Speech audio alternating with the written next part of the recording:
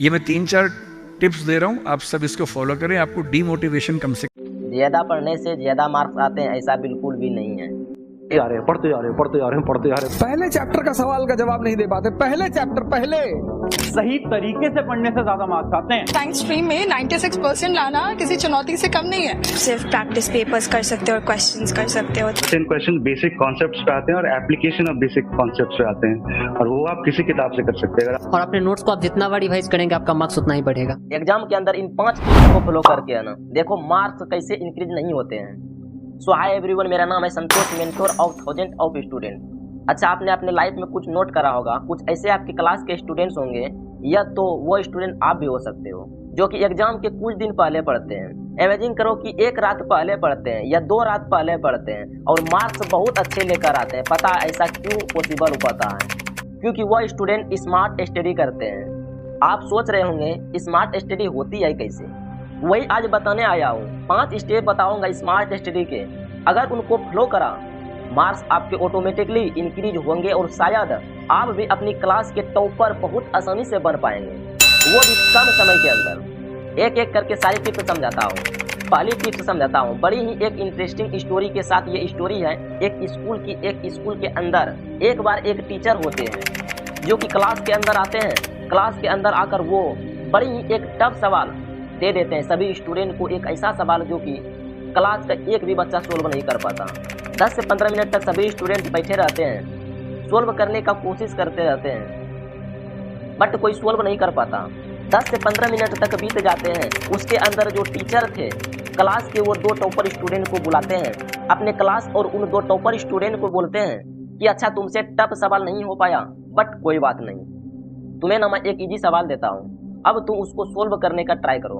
अब वो topper student उस इजी सवाल को ट्राई करते हैं सोल्व करने का, बट उनसे वो इजी सवाल भी सोल्व नहीं हो पाता। अब वो बड़े निराश होकर अपने बेंच पर जाके बैठ जाते हैं। अब टीचर क्या करते हैं कि वो जो मुश्किल सवाल था उसकी क्लास के जो ब्लैक बोर्ड होता है उसके ऊपर सोल्व करा देते हैं और सबको समझा देते हैं कि जो टफ वाला सवाल था उनकी ऐसे ही सोल्व करते हैं, मतलब उसे पूरा का पूरा सोल्यूशन सबको दिखा देते हैं। अब वो टीचर क्या करते हैं, एक एवरेज स्टूडेंट को बुलाते हैं, क्लास के 2 एवरेज बच्चों को बुलाते हैं और उन्हें वही सेम इजी सवाल देते हैं जो कि उन 2 टॉपर को दिया था। वही इजी सवाल देते हैं सोल्व करने के लिए। सबके लिए वो जो 2 एवरेज बच्चे थे उन्हें वो आसान सवाल सोल्व कर दिया, जबकि वो जो टॉपर स्टूडेंट थे वो तो इस सवाल को सोल्व ही नहीं कर पाए। सभी क्लास के स्टूडेंट शॉक हो गए, यार ये कैसे पॉसिबल है, क्लास के टॉपर सोल्व नहीं कर पाए, एवरेज स्टूडेंट ने कैसे कर दिया। तुम भी शॉक हो गए होंगे, तुम भी सोच रहे होंगे ये कैसे पॉसिबल हो पाया। पता है क्योंकि पॉसिबल हो पाया, क्योंकि जब उन टॉपर बच्चे को बुलाया तो उनके दिमाग में ऑलरेडी प्रेशर था। किस चीज़ का प्रेशर? कि एक सवाल तो हमसे ऑलरेडी सोल्व नहीं हो पाया, एक मुश्किल सवाल जो कि हम 15 मिनट से सोल्व करने की कोशिश कर रहे हैं वो तो हमसे ऑलरेडी सोल्व नहीं हो पाया, अब एक दूसरा सवाल और दे दिया। उनके दिमाग में ऑलरेडी प्रेशर था, जिस प्रेशर की वजह से वो एक आसान सवाल भी सोल्व नहीं कर पाए। जबकि जब उन 2 एवरेज बच्चों को बुलाया तो उस समय तक टीचर ने वो जो पिछला सवाल दिया था पूरा का पूरा सोल्व करवा दिया था, जिससे क्या हुआ, उनके दिमाग का जो प्रेशर था वो बिल्कुल खत्म हो गया था। उन्हें पहले सवाल का सोल्यूशन मिल गया था। अब जब उनको दूसरा सवाल दिया गया जो कि एक आसान सवाल था तो उन्हें बड़ी आसानी से उस सवाल को सोल्व कर दिया। तुम सोच रहे होंगे भैया ये कहानी हमको क्यों बता रहे हैं, क्योंकि ये कहानी बहुत ज़्यादा इंपॉर्टेंट है और यही है हमारा पॉइंट नंबर 1 जो कि ओवर थिंकिंग देखा तू। बट एग्जाम के अंदर हम चीज़ों को भूल जाते हैं, हम याद नहीं कर पाते हैं कि यह सब क्यों होता है, क्योंकि आप पढ़ तो रहे हैं बट आप ओवर थिंकिंग बहुत कर रहे हैं। कितने ऐसे स्टूडेंट हैं जो कि ये सोचते रहते हैं कि यार एग्जाम के अंदर मार्क्स कितना आएंगे, भैया अगर एग्जाम के अंदर अच्छे मार्क्स नहीं आए तो क्या होगा, भैया अगर टीचर ने मुझसे ये बोल दिया, अगर मेरे पेरेंट मुझसे अगले व्यक्ति क्या बोलेंगे, अगर मेरा रिजल्ट अच्छा नहीं आया तो, मेरे सिलेक्शन नहीं हुआ तो क्या होगा। कितने ऐसे स्टूडेंट्स हैं, हम क्या कर रहे हैं, हम हर रोज ओवर थिंकिंग कर रहे हैं, हम दिमाग को भरे जा रहे हैं, उसके बाद पढ़ने बैठ रहे हैं। अरे भाई दिमाग तुम्हारा पहले से मेमोरी फुल है, अब तुम पढ़े जा रहे हैं 10 घंटा 12 घंटा 24 घंटा 50 घंटा पढ़े जा रहे हैं, लेकिन कुछ अंदर जा ही नहीं रहे हैं। सबसे बड़ी प्रॉब्लम है ओवर थिंकिंग। 99% स्टूडेंट्स इस प्रॉब्लम की वजह से नहीं पढ़ पाते हैं। अगर आपने ओवर थिंकिंग करना बंद कर दिया भरोसा मानो, आपको 12 घंटे पढ़ने की ज़रूरत नहीं है। आप कम पढ़ोगे बट आपके मार्क्स बहुत अच्छा आने लगेंगे। और वो जो स्टूडेंट्स हैं ना, जो कि आखिरी समय पर पढ़ते हैं, उसको पता है, क्योंकि अच्छे मार्क्स लाते हैं, क्योंकि वो ओवर थिंकिंग नहीं करते हैं। वो ये नहीं सोचते हैं कि कल क्या होगा, परसों क्या होगा। वो सोचते हैं भाई इतना टाइम है, पढ़ लेते हैं, अपना बेस्ट लगा देते हैं और वो अच्छे मार्क्स ले लाते हैं। तो पहला स्टेप याद रखना, over thinking one of the most important step. अब बढ़ते हैं हमारे दूसरे स्टेप की तरफ, जो कि यह एक टाइगर स्टेज में बड़ी ही इंपॉर्टेंट और इंटरेस्टिंग देखा। आपने एक टाइगर को या तो एक शेर को शिकार करते हुए कभी ना कभी जरूर देखा होगा। अच्छा चलो मान लो कि नहीं देखे हो, कभी मूवीज में तो देखे ही होंगे, बट अगर आप मूवीज में भी नहीं देखे हो तो मैं अभी आप लोग को बता देता हूँ कि जो शेर या टाइगर होता है ना, वो हर रोज शिकार नहीं करता है, वो ना कभी कभार शिकार करता है, मतलब वीक में एक बार, महीने में 2 बार शिकार करता है। बट जब वो शिकार करने जाता है ना, तो वो अपनी पूरी एनर्जी लगा देता है, पूरी जी जान लगा देता है, अपना बेस्ट लगा देता है उस शिकार के पीछे। और ये जो आखिरी का समय है ना, एग्जाम का टाइम, इनमें से आपको टाइगर की तरह बनना पड़ेगा, आपको शेर की तरह बनना पड़ेगा। अब आप 12 घंटे पढ़ो या तो 10 घंटे पढ़ो, अब आपको कुछ फर्क ही नहीं पड़ता, बट आप कितने घंटे पढ़ रहे हो, उस घंटे में से आपका बेस्ट लगा दो।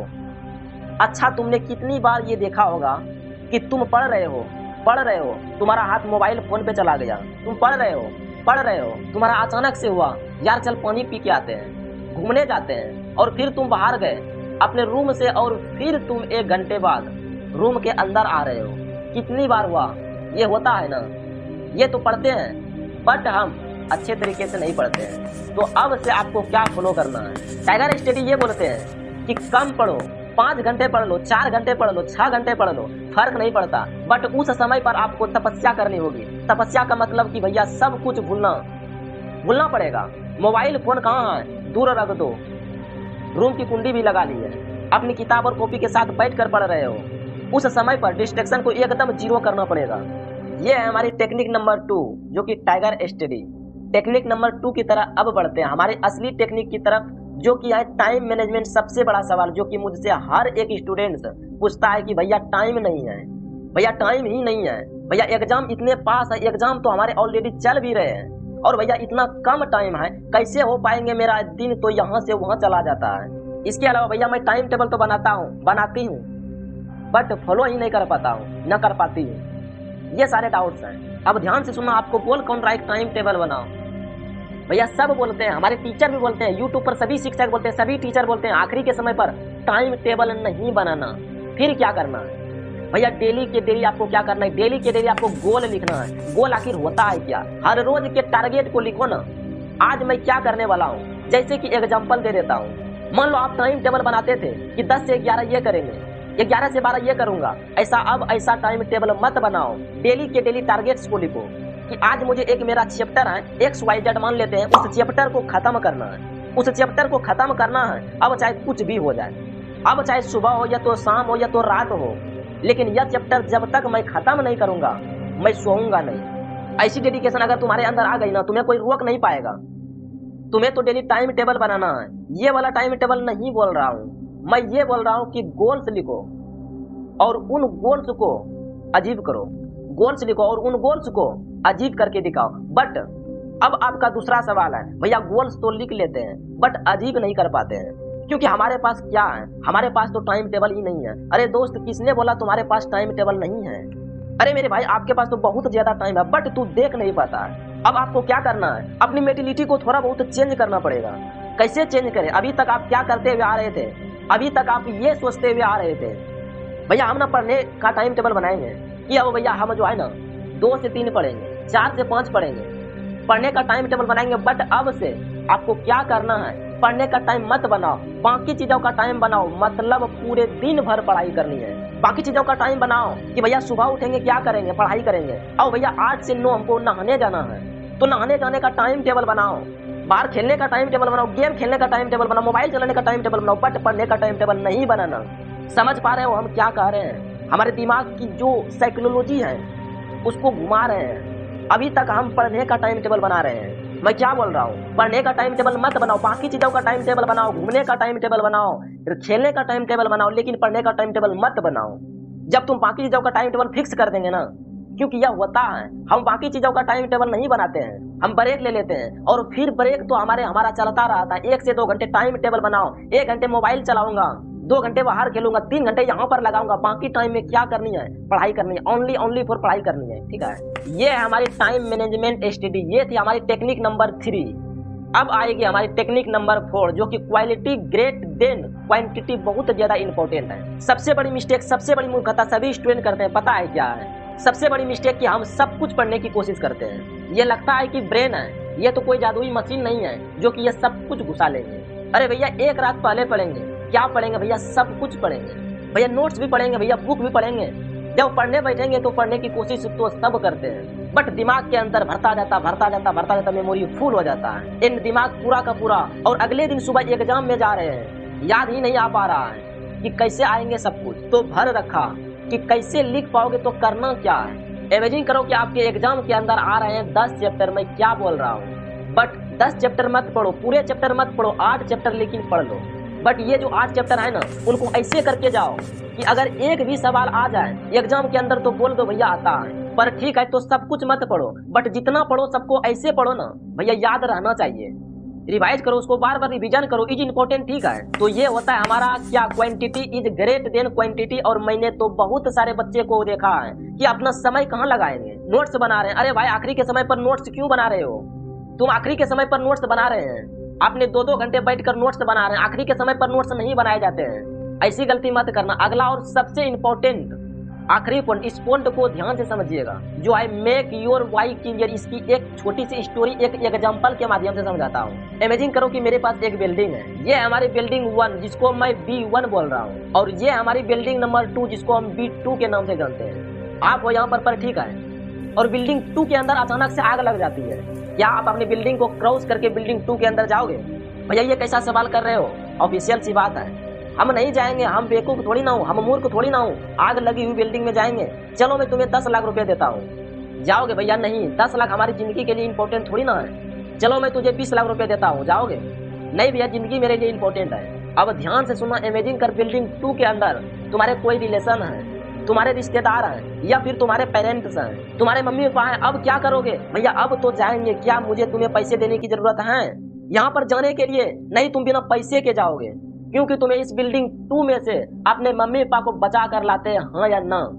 इस केस के अंदर क्या हुआ, पहले आप इस बिल्डिंग में नहीं जा रहे थे, बट जब मैंने आपका वाई क्लियर किया, जब आपको मैंने एक रीजन दिया, जैसे आपको रीजन मिला, आपने बोला अब तो जाना पड़ेगा, है ना? सिमिलरली पढ़ाई के अंदर आपको क्या करना है, अपने बाय को क्लियर करना है। हम पढ़ क्यों नहीं पाते हैं? क्योंकि हमारा बाय क्लियर ही नहीं है। इतने स्टूडेंट से सवाल पूछते हैं कि भैया मन नहीं हो रहा है, इसलिए मन नहीं हो रहा है क्योंकि आपका बाय क्लियर नहीं है।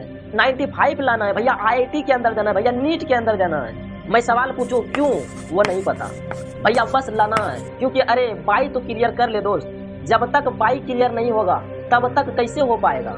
क्या है तुम्हारा बाय? आज सोचो और इस वीडियो के अंदर कमेंट करो। इस कमेंट के अंदर सब स्टूडेंट अपना बाय बताएंगे कि तुम्हारा रीजन क्या है, क्या लाना है, 95 क्यों करना है, टॉपर क्यों करना है, IIT JEE क्या रीजन क्या है। बाय हर एक स्टूडेंट आज अपना बाय क्लियर करेगा, और हर स्टूडेंट लिखेगा जिसमें कि तुम्हें याद रहे कि यार मेरा रीजन है जिसकी वजह से मुझे मेहनत करनी है और पढ़ाई करना है। तो ये थी आज की वीडियो, जिसके अंदर आपको मैंने 5 स्मार्ट स्टडी टिप्स बताई है।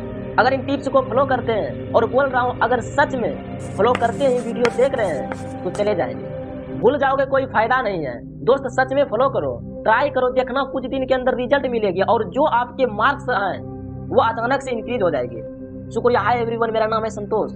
अगर वीडियो अच्छी लगती है तो चैनल को सब्सक्राइब करना आपकी मर्जी है, बट अपने एक दोस्त के साथ जरूर शेयर कर देना।